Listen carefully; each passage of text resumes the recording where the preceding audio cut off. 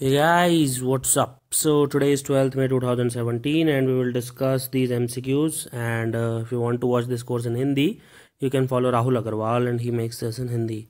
Instructions are pretty clear, so let's get started. Which of the following correctly explains the situation of voluntary unemployment? Voluntary unemployment means person who are able to work but are not willing to work. For example, if you are a doctor but you just want to sit at home and read books, then nobody can stop you. So here you are not willing to work but you are able to work. So answer here is C. So voluntary unemployment refers to a situation when person who are able to work but are not willing to work, not doing any work, because despite the fact their suitable work is available for them.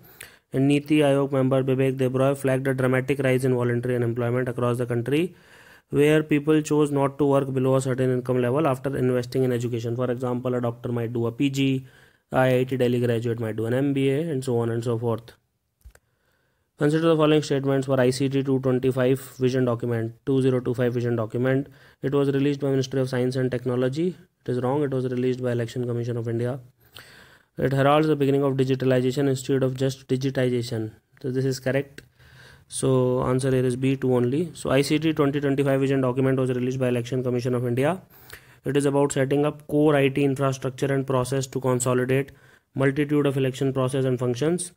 It heralds the beginning of what we call as digitalization instead of digitization, and it is the strategy of adopting recent technologies and consolidating existing technologies in IT to make the most of the digital resources available in the election ecosystem. And it will capture both the electoral process and the conduct of elections. And there are four major components of the ICT 2025: integrated software application, GIS, analytic and integrated contact center, IT infrastructure including data center, IT security, disaster recovery, knowledge management, capacity building, and social media engagement. Question number 3. Consider the following statements. National Technology Day is celebrated to commemorate Operation Shakti. This is correct. The first indigenous aircraft Hans 3 was also test flown on this day in 1998. This is also correct. So answer is C, both 1 and 2. So on 11th May 1998, Pokhran 2 test was conducted. Prime Minister Atal Bihari Vajpayee declared us a full-fledged nuclear state after Operation Shakti, and it made India the 6th country to join the nuclear club. And the first indigenous aircraft Hans 3 was also test flown at Bangalore on this day, and India also performed successful test firing of the Trishul missile.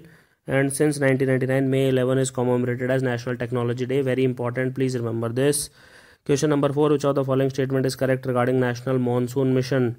Indian Institute of Tropical Meteorology, Pune, is responsible for execution and coordination of this mission. This is correct.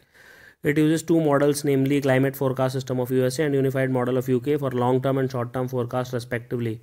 So answer is both these statements are correct. And the Ministry of Earth Sciences has launched National Monsoon Mission in 2012 with a vision to develop a state-of-the-art dynamical prediction system for monsoon rainfall on different time scales. And you can read more about it here. Which of the following statements for end of train telemetry equipment are correct? It is used to establish communication between the locomotive driver and the last wagon of the train. This is correct. It is designed to do the guard's job. This is also correct. It will be used for both goods and passenger trains in coming future. This statement is wrong. Okay. So all goods train will use this. So answer here is C, 1 and 2. So end of train telemetry equipment is used to establish communication between the locomotive driver and the last wagon of the train to ensure the train is running with all the coaches as a complete unit. And this is to do the guard's role. And all goods train on the proposed dedicated freight corridors will run by the EOTT. Question number 6. Which of the following statement is correct regarding national policy on marine fisheries? So here its major goal is to ensure the health and ecological integrity of the marine living resources of Indian exclusive economic zone. This is correct. Intergenerational equity and gender justice are one of the pillars. This is also correct. It will also be guided by the public trust doctrine. This is also correct. So answer is D, 1, 2, 3. So national policy on marine fisheries was notified by Ministry of Agriculture and Farmer Welfare, and you can read that it is the overarching goal of the policy is to ensure health and ecological integrity of the marine living resources of India's exclusive economic zone through sustainable harvest for the benefit of present and future generation of the nation. So you can read it here. Question number 7. Which of the following is correct for National Contact Center? So here answer is that it has been launched by Election Commission for citizens to manage complaints and feedback. Answer is B. So National Contact Center was launched by Election Commission of India. Is a single window platform to manage complaints and feedback received through calls, emails, SMS, website, in an integrated and time-bound manner. And not only this, executives also make outbound calls for educating the electors and spreading voter awareness. Question number 8. Which of the following brings out the annual Indian Exclusion Report? So it is basically done by Center for Equity Studies, CES. Okay. And Indian Exclusion Report is released by CES, which is an independent organization engaged in research and advocacy on a range of social and economic justice issues in India. 2016 report reviewed the exclusion with respect to pensions, digital access, agricultural land and legal justice. Okay. And Dalit, Adivasis and Muslims continue to be the worst hit communities. Question number 9. Consider the following statements for Project Elephant. It was launched by Government of India in year 1992 at centrally sponsored scheme. This is correct. One of its major objectives is to address issue of man-animal conflict. This is also correct. The status of elephant can be the best indicator of the status of the forest. This is also correct. So answer is D, 1, 2, 3. So Project Elephant was launched by Government of India in the year 1992 as a centrally sponsored scheme with the following objectives: to protect elephants, to address issue of man-animal conflict and welfare of captive elephants. Just remember, about 60% of Asian elephant population resides in India. Last question for the day. Consider the following statements regarding UN Vesak Day.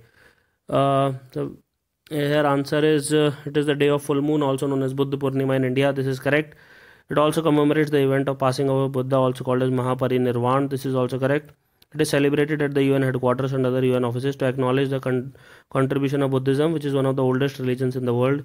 This is also correct. So answer is D, 1, 2, 3. So Vesak or Vesak, the day of the full moon in the month of May, is the most sacred day to millions of Buddhists around the world, and it commemorates 3 events of the birth, enlightenment and passing away of Gautam Buddha. Okay, and the 2017 it will be hosted under Sri Lanka under the theme Buddhist Teaching for Social Justice and Sustainable World Peace. So thank you for watching this lesson. Have an awesome day.